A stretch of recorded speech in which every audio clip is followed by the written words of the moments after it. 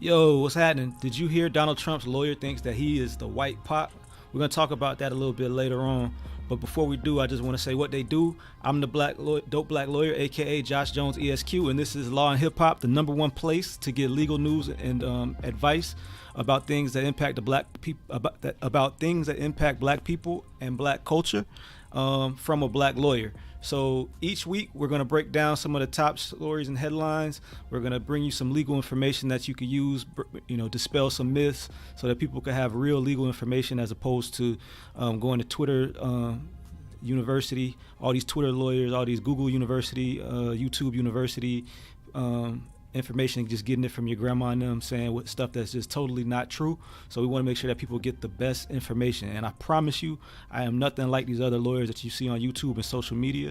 And with that being said, welcome to Law and Hip Hop. All right. So before we get into it, tell me if you're watching live, say live in the chat.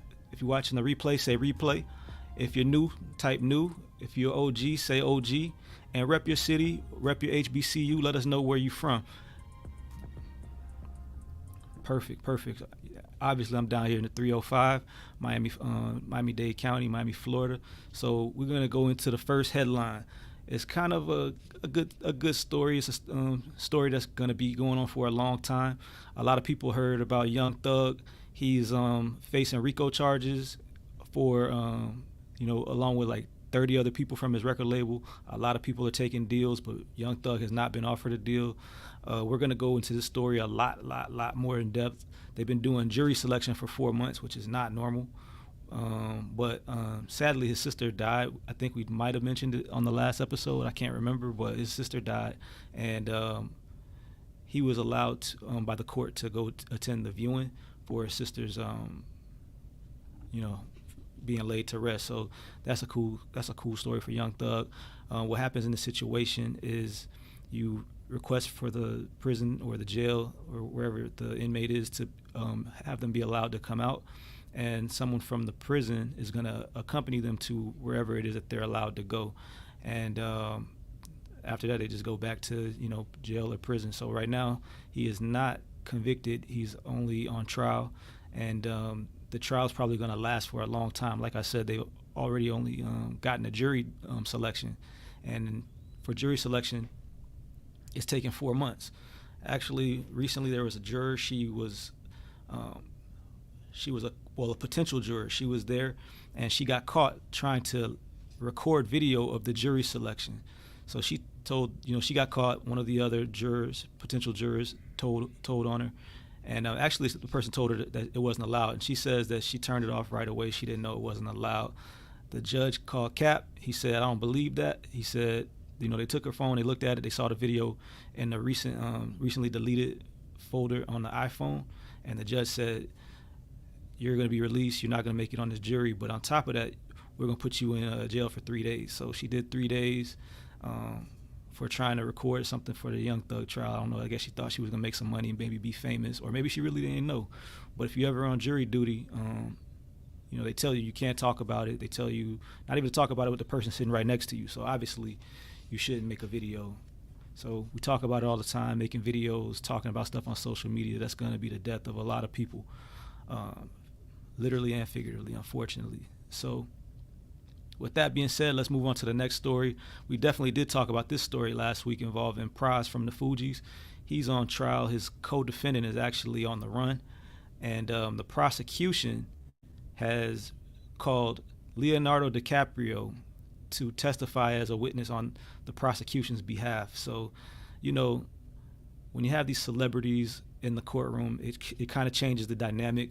They were talking about how the witnesses before, the jury didn't seem that interested, but as soon as Leonardo DiCaprio walks in, everybody perks up and they want to hear what he says, and they're laughing, and they're interacting and engaging with what he's saying. So Leonardo DiCaprio said that he may have met Pras. He doesn't really know Pras, but he's more familiar with the co-defendant, who's from Malaysia and who they believe is somewhere in Asia right now. He got out of the country. So he testified about how he first met Pras way back in the 90s, like very casually at a concert, but he became acquainted with the other guy in 2010, and the guy donated to certain charities and funds that were affiliated with Leonardo DiCaprio.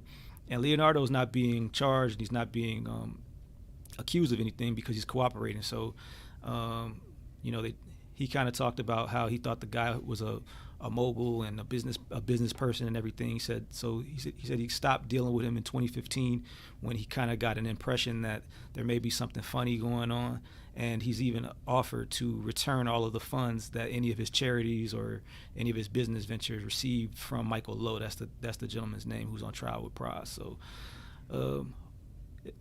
Pras seems like he was, you know, friends with the same guy as Leonardo DiCaprio. Seems like this guy was one of those people who you would see on something like American Greed on MSNBC.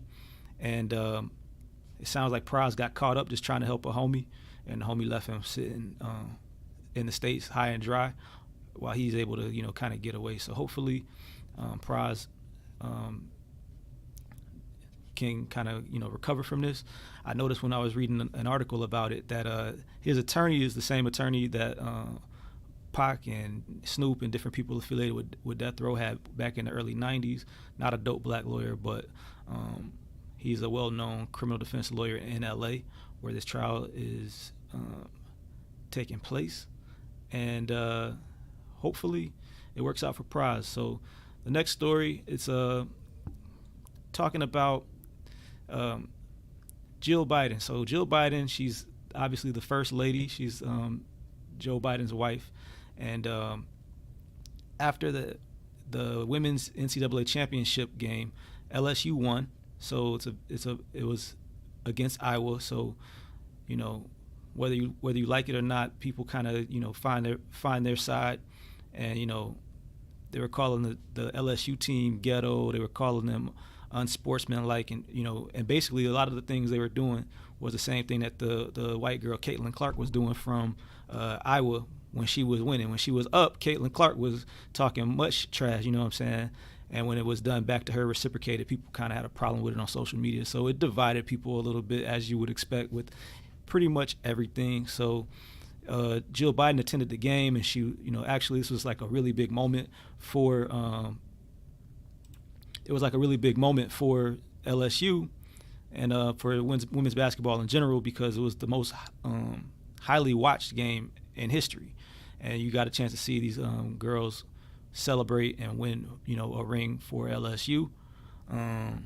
And Jill Biden came out and talking about both teams played so good. Obviously, we're going to have LSU at the White House, but it would be great to have Iowa also to attend. I'm going to holler at Joe. Like, come on, bruh. I have never seen the losers from any sporting event show up to the White House to be celebrated for losing.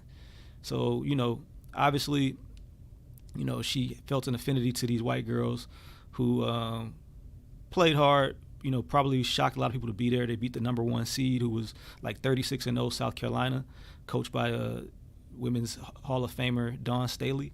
So, I mean, they definitely were hooping. I'm not trying to take that away from them, but I've never seen a situation where anybody even thought it was remotely a situation that would occur where the losers would be invited to the White House. And people were talking about it. So I guess let's just kind of go into it a little bit more, just so I can show you a little bit of kind of what the people were talking about with regard to this story. So when she made that suggestion,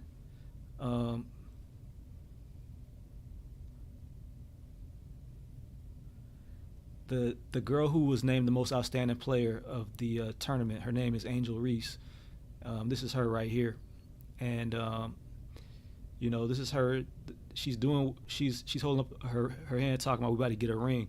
She was doing the same thing this girl, Caitlin Clark, was doing in the earlier rounds. You know, the girl was talking about can't see me like John Cena or whatever. So, like I said, Jill said, I know the champion is going to be there, but I think I'm going to have Joe tell I would have come too because they played such a good game. Like, this participation trophy culture is disgusting. So,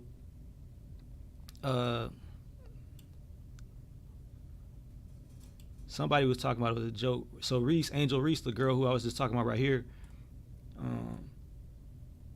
she said, she called it a joke. She said, we not coming. So I know.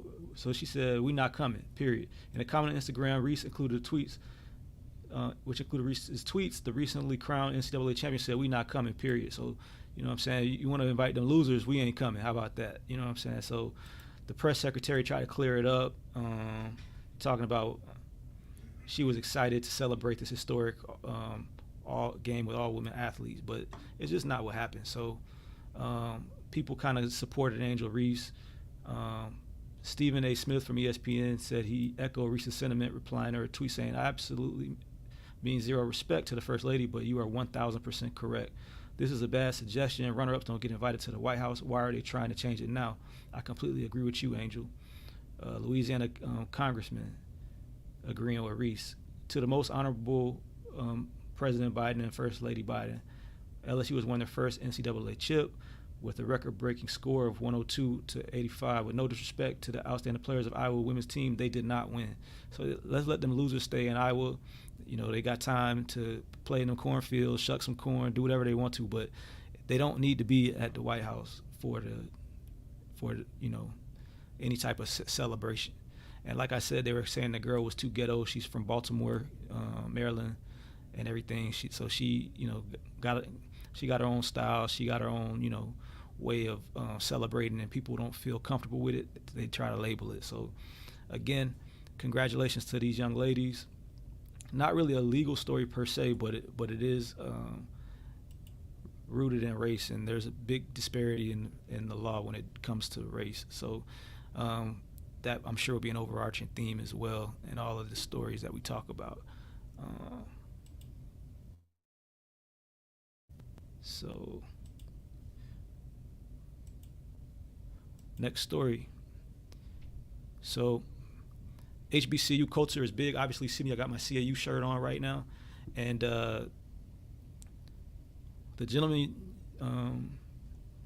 that you see on the screen here, Brandon Bentley, he was charged with a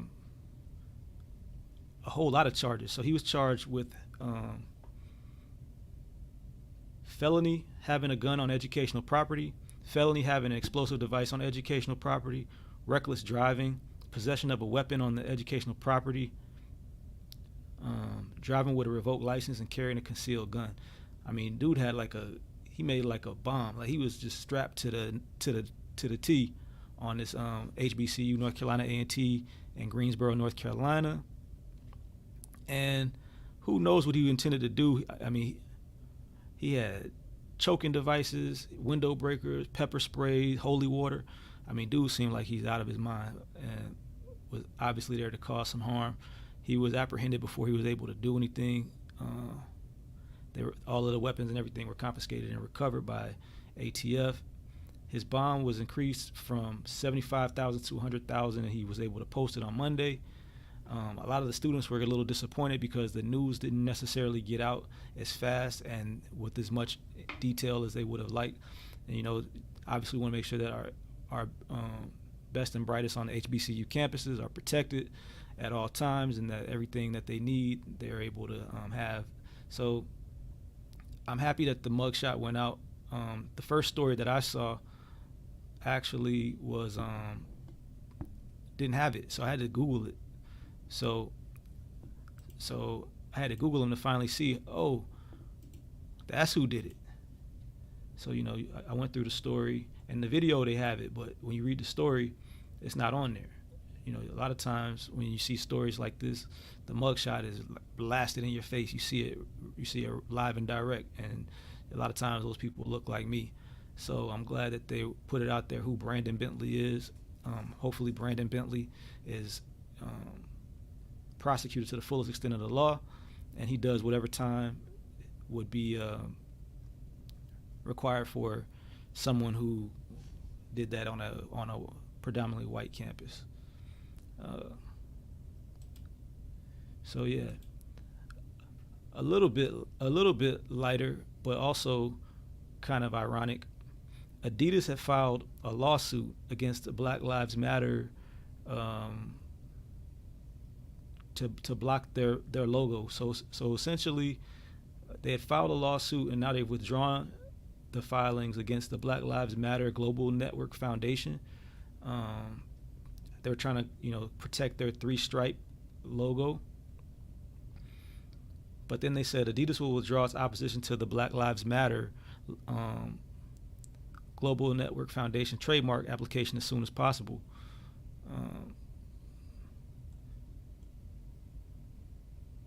But they didn't. They did it without prejudice. So that means, basically, if you do something without prejudice, that means that at any point in time they can come back and they can, try to reinitiate these filings against the Black Lives Matter Global Network. So, Adidas has been in the news. Obviously, a little while back, they parted ways with Kanye. About a week or two ago, they parted ways with Beyonce. It seemed like they were citing that her Ivy Park line wasn't really moving the way they thought it would. And now they've got this situation with the Black Lives Matter situation. So, I mean,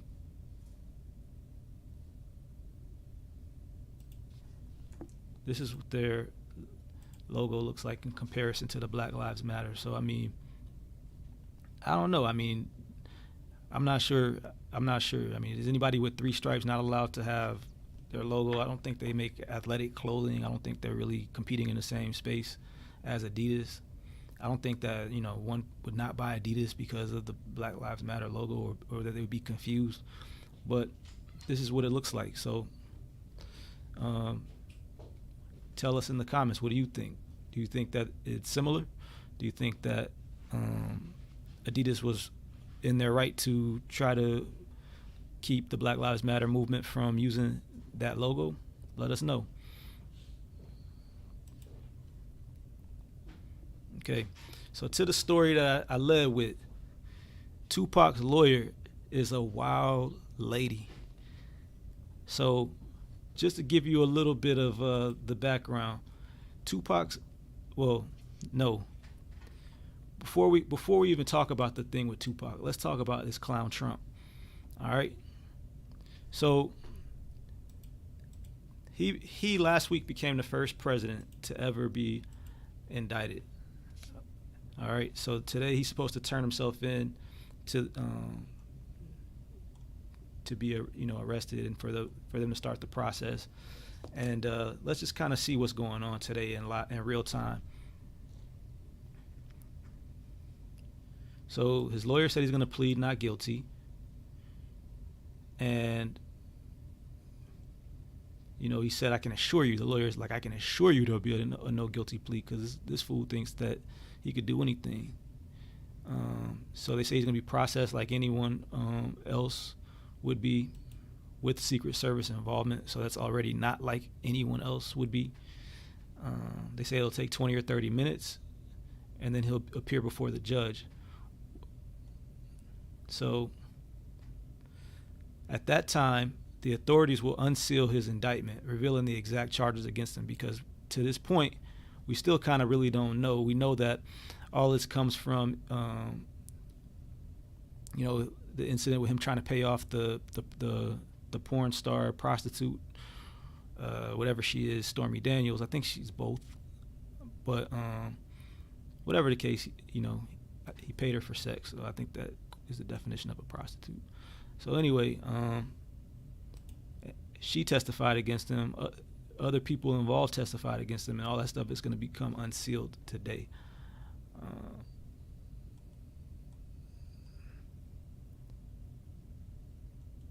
So also to note, this fool Trump has all this going on, and he's still running for president of the United States because the last election was stolen from him, according to him.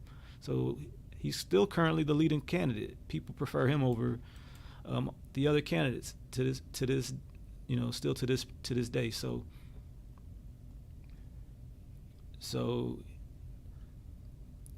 at 6:30 a.m., they say that he's been in contact with the district attorney's office.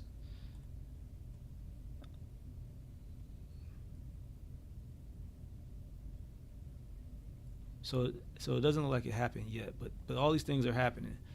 he even blasted. I don't see it on here anymore, but I read earlier that before his arraignment would take place, he blasted the judge who would be handling the arraignment. So in true Trump style, he's not gonna go out without doing his thing. Only in America, can the privileged do so much. But anyway, back to how Pac is a part of this.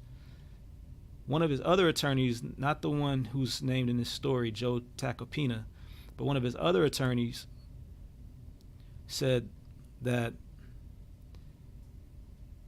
Donald Trump is Tupac and Biggie Smalls. So I'm going to play you the video where she was talking about it, if I could find it real quick.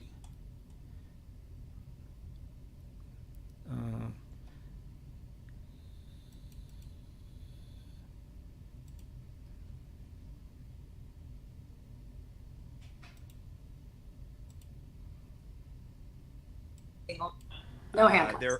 No handcuffs. Okay. Mugshot? I don't know for sure. I don't really see the purpose in it. I think that they have a good argument that there doesn't need to be one. He's the single most famous human being on the planet. Yes. Why do we need a mugshot? The mugshot is usually just in case they have a flight risk, which he doesn't. The man can't drive a car because he's a former president. So, that just all those things, all those reasons that we have those protections for normal people, we don't need with Donald Trump. So I think that if they do any of those things, I can tell you, Benny, that's purely politically motivated theatrics. There's just no need for that. It would be the most viewed photograph, I think, on the planet. I don't think there'd be a more viewed photograph. And Democrats are saying, don't you dare do this. David Axelrod's like, don't you dare do this. You're going to turn him into Johnny Cash. You're going to turn him into Tupac. Yeah, Tupac. Yeah, exactly. Is Donald Trump prepared to be Tupac? Donald Trump is Tupac. Donald Trump's Biggie Smalls. He's better than Tupac. I mean, I'm East Coast, right? So I love. But no, Donald Trump is his own brand. I mean, he is everything, and I just think this is just going to boost him. We've seen it in the polls. I mean, it's not a question; it's a fact. We've seen his polls go up. He's up 30 points. So they're talking about it, and they're making it political, saying that the Democrats are going after him as a political thing, and that he's Pac, his record sales are going to go up. You know what I'm saying? Whatever his record sales equivalent would be votes and popularity, and whatnot. But Tupac's sister took offense to that, and Set Shakur also attended CAU, same time that I did. She came out and she said, "My brother was measured by his integrity, his principles, and personal and collective responsibility."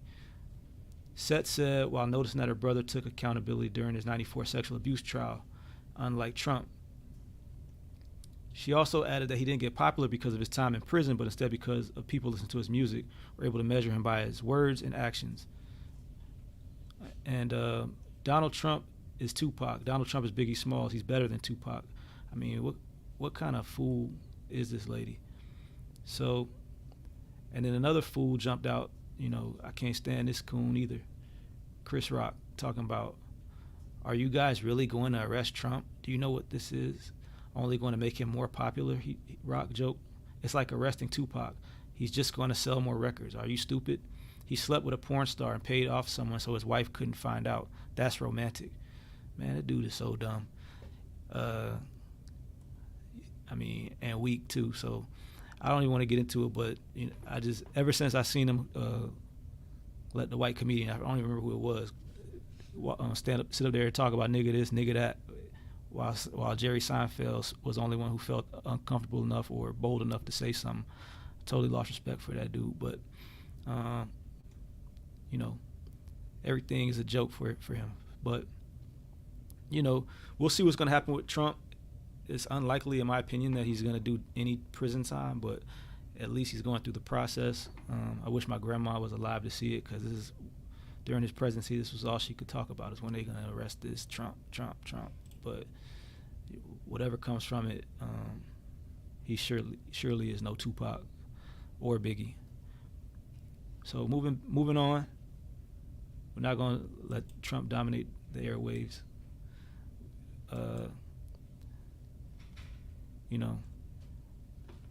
everybody talks about the war on drugs, and you saw the images from the 80s and the 90s, and it was all mostly black people doing the drugs, selling the drugs. But it's kind of crazy because we don't own no boats, and now we see this woman. She's a California police union director, and she's charged with importing opioids over from overseas and distributing them throughout the country. This 64-year-old white woman, Joanne Marion Segovia, ordered thousands of synthetic opioids, including fentanyl, which we all know now is super potent and dangerous, and it was disguised as chocolates, wedding favors, makeup, and other things, according to the criminal complaint that was filed on Monday by the Office of the U.S. Attorney. So she serves, I would bet to imagine that that's probably past tense or will be past tense, as the executive director of the San Jose Police Officers Association, and allegedly used her personal and office computers to order the opioids and made shipments using the union's UPS account. Wow. What a fool. So, I mean, hopefully she gets fired on her day off, because that's just stupid. But she's been the executive director of this union for almost 20 years, and there were 61 shipments from Hong Kong, Hungary, India, and Singapore that were delivered to her home between October 2015 and January this year.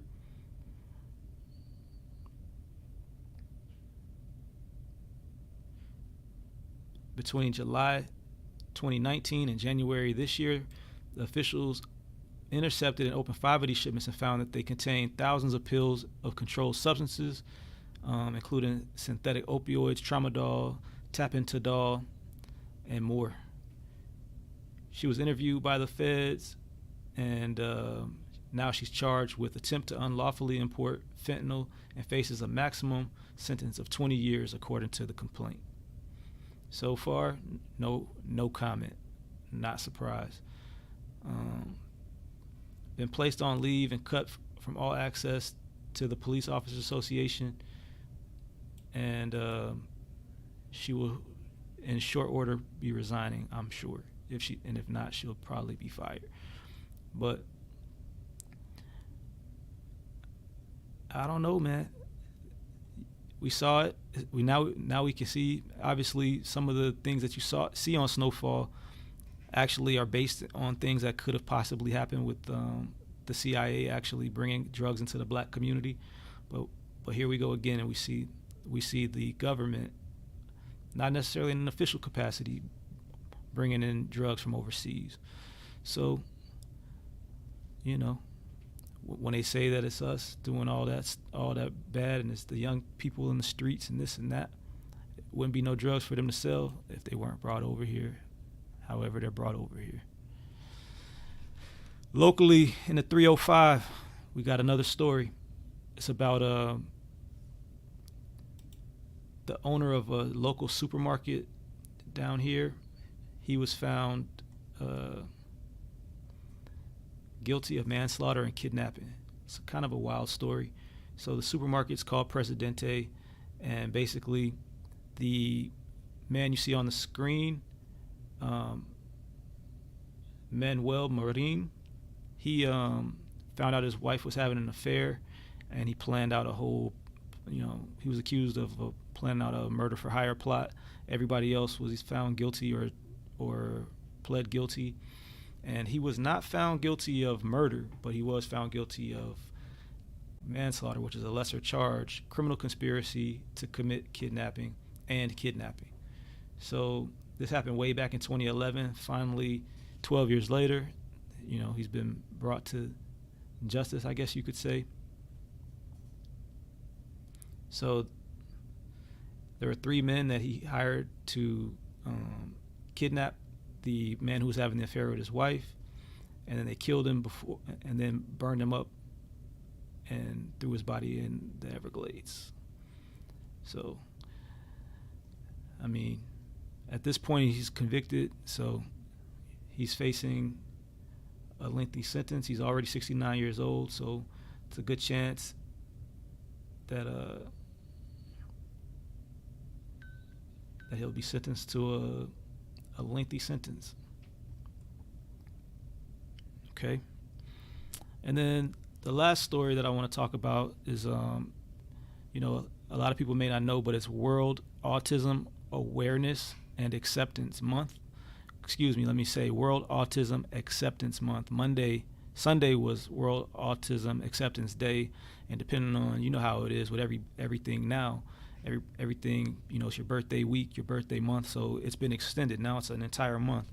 And I wanted to highlight, you know, this story because, as I told you last week, my 4-year-old is on the autism spectrum, and, you know, it affects and impacts me every day, but there's also so many black children who are diagnosed late with regard to autism. It's a wide spectrum, so it could mean a whole lot of different things depending on the particular person, what their challenges may be, and most of the time those challenges also end up showing up as a superpower in another way. So I just want to kind of talk about the Senate story. People don't necessarily think about how prison could impact people with autism, but the young man that you see on the screen, his name is Matthew Rushin, and back in 2019, he was going to pick up some pastries, and at Panera. So he ended up hitting a moving vehicle in the parking lot, and he fled the scene. You know, he was a young man, not something that's, you know, something that is unreasonable. And he ended up hitting another vehicle while he was fleeing. So the court sentenced him to 50 years in prison, but the court suspended 40 of the years. So that means that he would have to do 10 years. This happened in 2019. So according to the sentencing guidelines, the normal sentencing guidelines, for what he did, the normal sentence that you would expect would be between 2 and 7 years. But sentences are often not levied fairly or proportionately the same way to black young men as they are to others. Hence why there's so many more black men and black people in prison when you look at it in proportion to the percentage of the population that black people make up. And the same with Hispanics and as well. But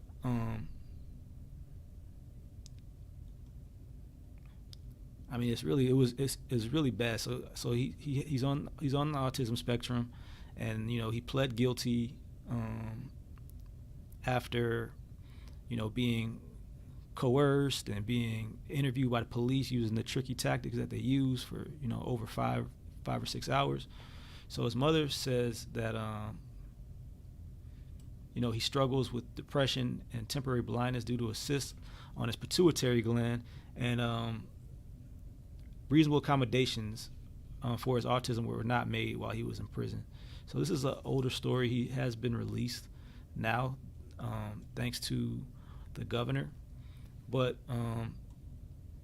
in general, because of the nature of autism, being in a place like prison is even worse than it is for people who are not on the autism spectrum, because of the loud noises, you know, the lights, flashing lights, and things that happen in prison. So they talk about how the other prisoners, once they learn that someone is autistic, use that against them, and they convince them to do things sometimes that they are not supposed to do for their entertainment, or they take advantage of them. I read a story about a man being beaten because he owed gambling debts when they were actually cheating him in the card games to begin with. So, I mean, there's a lot of things that going on.